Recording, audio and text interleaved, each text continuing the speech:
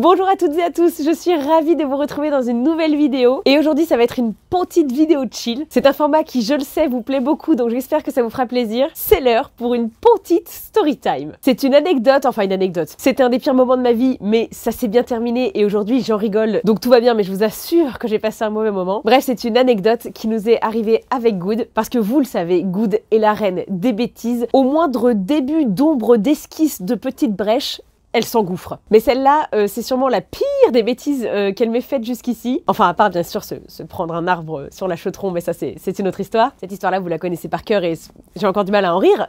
Je vais donc vous raconter la fois où Good s'est enlisé dans la...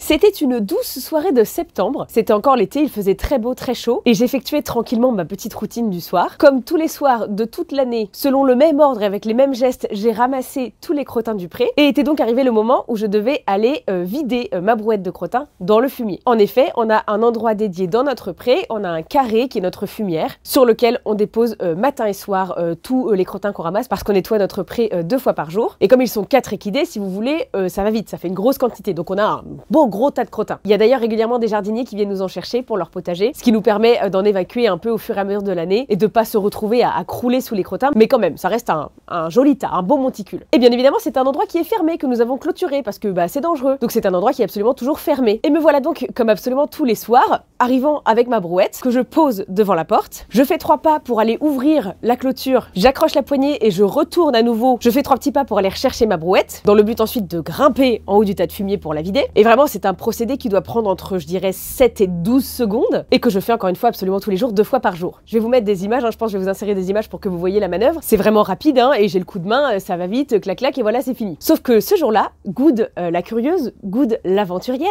n'était pas loin. Et dans la fameuse fenêtre de 7 à 12 secondes pendant laquelle j'ai tourné le dos au tas de fumier pour rejoindre ma brouette, elle a vu que la clôture était ouverte et elle s'est dit oh, un tout nouveau territoire à explorer. Allons-y. Surtout qu'en plus, Good, c'est vraiment un cabri dans l'âme, elle adore grimper. Donc là, elle a vu un monticule, elle a dit oh, génial, une toute nouvelle aire de jeu. Moi, j'arrive à ma brouette, je me retourne et je vois Good monter en haut du monticule. Donc je fais non, Good, tu montes pas par... Trop tard. Je la vois escalader le monticule et en haut, je la vois...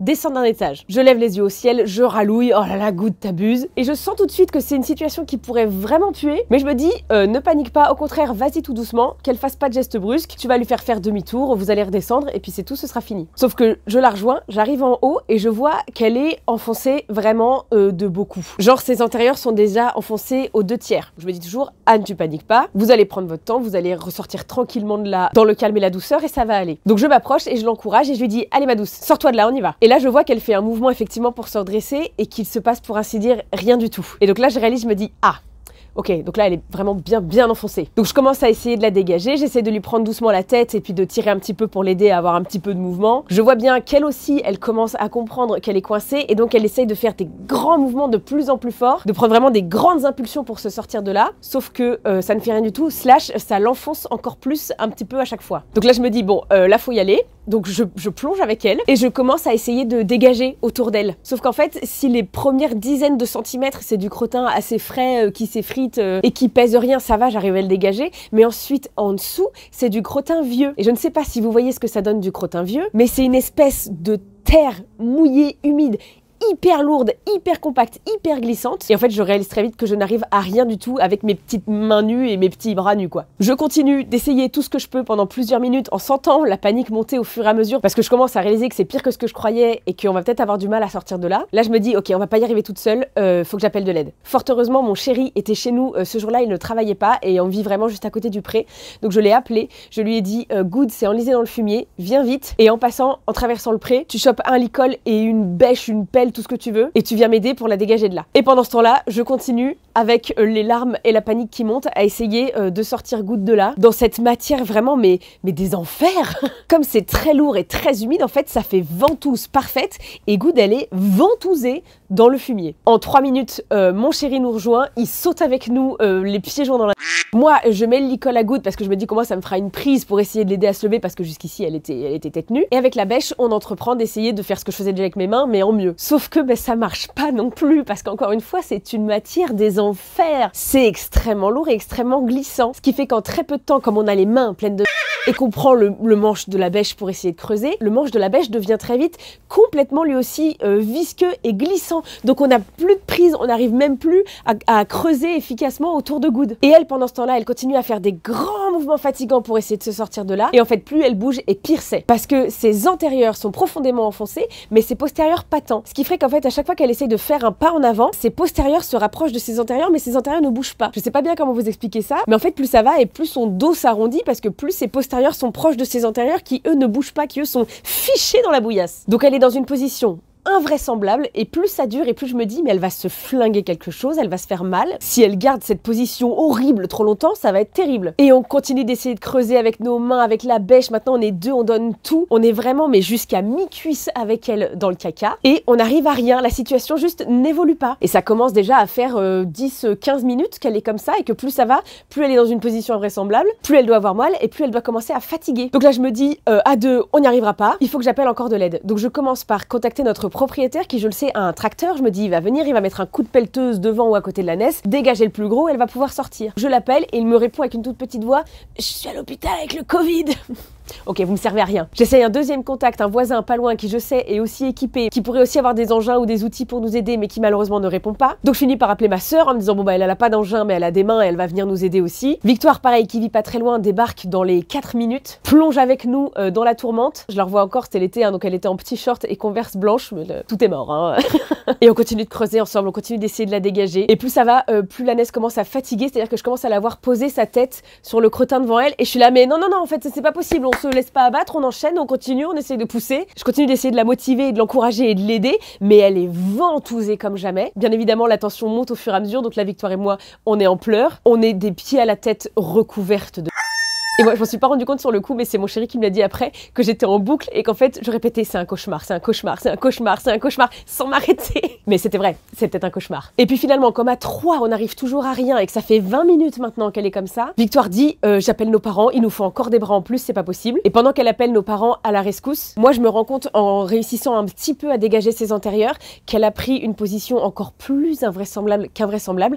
En fait, maintenant, elle a plus les antérieurs fichés tout droit, elle a les antérieurs pliés, comme si elle était couchée en vache, vous voyez. Sauf que comme ses postérieurs ont continué à avancer, comme je vous expliquais, là en fait, elle a le postérieur posé à l'intérieur du canon de l'antérieur. Je sais même pas si vous allez voir ce que je veux dire. Bref, elle a les membres antérieurs repliés et le postérieur qui est posé sur son canon, sur son tendon en fait. Donc là, je réalise, je me dis, bah très bien, au prochain effort qu'elle fait pour essayer de prendre son élan, elle s'auto-pète la jambe. C'était un enfer absolu sur Terre. Et c'est drôle parce que je vous disais en début de vidéo que maintenant j'en riais, mais là, de vous le re-raconter, je vous jure que j'ai ma petite boule dans la gorge là. Donc là, je me dis, il faut qu'on élabore une stratégie, il faut qu'on dégage ses antérieurs en premier absolument, on arrête de creuser ailleurs autour d'elle, on se concentre sur les antérieurs, il faut qu'elle les sorte de là. Déjà pour pas se faire mal avec le postérieur, et ensuite parce que c'est une fois qu'elle aura sorti ses antérieurs qu'elle pourra certainement sortir tout le reste. Et sauf que je réalise avec la configuration des lieux que là, on est, comme on a quand même un petit peu avancé, on est au beau milieu du fumier, et qu'en fait, s'il faut qu'elle traverse tout pour aller jusqu'à l'autre porte du fumier, ou s'il faut faire demi-tour pour revenir par celle par laquelle elle est passée à l'aller, en fait, elle va rester enlisée, on va faire que du crawl dans le caca. On va jamais y arriver. Et en fait, le chemin le plus court, c'est d'aller absolument tout droit, sauf que, en fait, mon fumier est accolé à la clôture de mes voisins de près. Donc je me dis,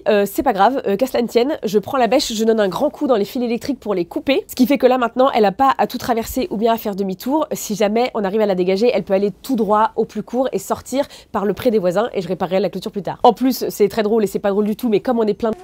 on n'arrive pas à utiliser nos téléphones portables pour contacter les gens. Genre Victoire, elle galère à déverrouiller son téléphone et à appeler nos parents parce qu'on est recouvert de crottins, quoi. Bref, c'est apocalyptique, c'est le chaos absolu. Et puis même nous, on est ventousés dans la bouillasse aussi. Nos déplacements sont hyper difficiles. À chaque fois qu'on essaye de retirer une jambe, ça demande un effort surhumain. Et puis à chaque fois, on est à ça de laisser nos shoes à tout jamais au fin fond du fumier. Tant et si bien qu'au bout d'un moment, je me dis, mais ça peut pas durer comme ça plus longtemps. En fait, elle commence à s'épuiser. Ça fait trop longtemps que ça dure. Dernière solution, je vais appeler les pompiers en fait. Et puis ils vont me la treuiller hors de là et puis c'est tout. Et au moment où je me relève en me disant, bon, eh ben, j'appelle les pompiers, mon chéri arrive à lui dégager un antérieur. On arrive à lui en extirper un, l'antérieur gauche dans mon souvenir, qu'on arrive à allonger devant et à partir de là je me dis allez c'est bon, et là je me suis mise vraiment à lui hurler dessus parce que comme elle était au bout de ses forces, elle donnait plus vraiment beaucoup, elle essayait plus de se sortir de là et puis j'ai tiré sur le licol avec toute l'énergie de mon désespoir et elle a réussi à dégager le deuxième antérieur et à partir de là en quelques secondes poum poum poum poum, c'était fini, elle était sortie de là.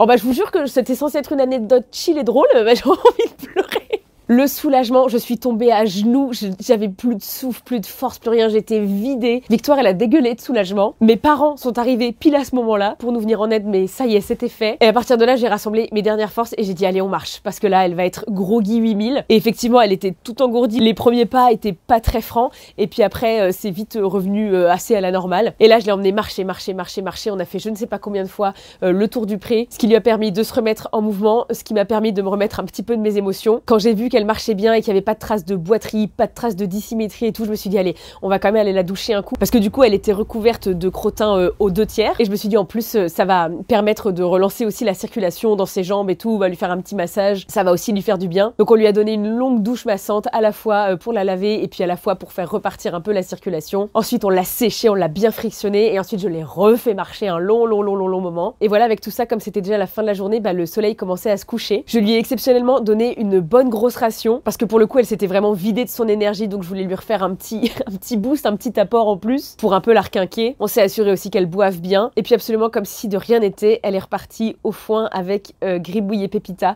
pas plus traumatisée que ça, alors que moi, j'étais littéralement au bout de ma vie. Après ça, j'ai pris le temps d'aller réparer la clôture de mes voisins que j'avais sectionnée. Et puis je suis restée encore un bon moment pour m'assurer que tout allait bien pour elle. Et ensuite, je suis rentrée chez moi m'occuper de moi-même. J'ai jamais dû autant frotter sous la douche de ma vie. Pourtant, j'en ai fait dans ma vie des activités salissantes, mais alors là, les enfants, venir à bout de la couche de crottin dont j'étais recouverte, c'était sport. Et alors, fun fact, je pensais que mes vêtements étaient pourris et morts à tout jamais. Je portais un jean et une paire de Vans toutes neuves. Enfin, toutes neuves non, parce que j'achète tout d'occasion, donc c'était de seconde main. Mais je venais de les recevoir, elles étaient pour ainsi dire neuves. Donc mon jean préf et mes nouvelles Vans n'étaient qu'une seule grosse croûte noire. Et je me suis dit, allez, vas-y, c'est mort, je vais jamais les récupérer. Et en fait, je les ai fait tremper toute la nuit dans un seau d'eau chaude avec de la lessive avant de les passer à la machine le lendemain. Et figurez-vous que je les ai récupérés tous les deux. Il n'y a pas une seule trace. J'ai toujours et je porte toujours le même jean et les mêmes Vans alors qu'ils ont fait un séjour d'une trentaine de minutes dans la... Bon, c'est vraiment des détails matériels, hein. En vrai, ça m'aurait rien fait du tout, ça aurait vraiment pas du tout été grave si je les avais perdus. Mais je trouve ça drôle d'avoir réussi à les sauver. Quelques jours après ça, j'ai fait venir l'ostéo. Je lui ai envoyé un petit message pour lui raconter en quelques mots ce qui s'était passé et pour lui demander de venir. Et l'ostéo qui me répond oui, ok, si tu veux, mais bon, je pense qu'il y aura pas grand chose, mais ok, je viens. Et quand elle est arrivée, elle n'en est pas revenue parce que Good, faut savoir que c'est un chamallow. Elle est hyper laxe, hyper souple, elle plie, elle se tord dans tous les sens et tout. Donc elle a l'habitude de la manipuler et que ce soit hyper flex. Et là, elle m'a dit ah oui, non, là, je vois bien, tu as bien fait de me faire venir. Le pauvre petit bigoudi joli, il était bloqué de partout, mais tu m'étonnes. Et voilà comment se termine cette histoire. Elle se termine bien, mais je vous jure que c'était un des pires moments de toute ma vie. Parce que là, comme ça, quand je dis 20 minutes, ça paraît pas énorme, 20 minutes. 20 minutes enlisées dans la... Je vous jure que c'est très long. Maintenant, je fais super gaffe quand je vais verser ma brouette sur mon fumier, bien évidemment. Mais je pense que jamais de la vie, elle ne s'en réapprochera. De toute façon, c'est un âne, hein, ils ont une mémoire énorme. Mais d'ailleurs, heureusement que c'est un âne, parce qu'en vrai, je pense que si ça avait été un cheval, il y aurait eu beaucoup plus de panique. Et si ça avait été, par exemple, Didou, je suis sûre qu'il se serait soit tué, soit cassé quelque chose à force de se débattre. Alors que Good, elle a été, bon, même si elle a fait encore une fois des grands mouvements pour essayer de se sortir de là, elle a été relativement calme, elle a été très patiente. Un âne, en fait, elle attendait qu'on la sorte de là, qu'on lui vienne en aide. Elle avait peur, mais elle n'était pas en panique absolue. Et elle a sagement attendu qu'on la dégage. Et je pense que ça a clairement sauvé une fracture, voire même sa vie. Voilà pour cette petite anecdote. Je vous ai tout raconté. J'espère que vous aurez passé un agréable moment en ma compagnie. N'hésitez pas à me raconter si vous aussi vous avez eu des frayeurs avec vos équidés, des situations infernales comme ça, mais qui se sont bien terminées. Moi, j'allais dire depuis, mais non, ça l'était déjà avant, mais depuis, ça l'est encore plus. Mon credo dans la vie, c'est la loi de Murphy. Tout ce qui peut arriver, arrivera. Donc déjà que j'étais hyper prudente et précautionneuse et limite parano parfois, maintenant je le suis encore plus. Tout plutôt que de repasser par un tel accident. Et voilà, les petits ânes qui ont une grande curiosité, c'est absolument génial au travail, c'est absolument génial dans la vie. Mais il y a un petit revers de la médaille qui consiste à aller explorer des endroits qui ne sont pas explorables. Allez, moi je vais aller me remettre de mes émotions parce que là, je vous jure que je l'ai vécu une deuxième fois. En attendant, ça rapproche, hein. Je peux vous dire qu'entre elle et moi, avec tout ce qu'on a traversé entre l'arbre et ça, et puis les autres bêtises, les autres coups de frayeur qu'elle m'a fait, maintenant on a un lien vraiment tout particulier. Allez, je vous laisse ici. Je vous fais de très gros bisous et je vous retrouve très bientôt dans une prochaine vidéo. Mouah.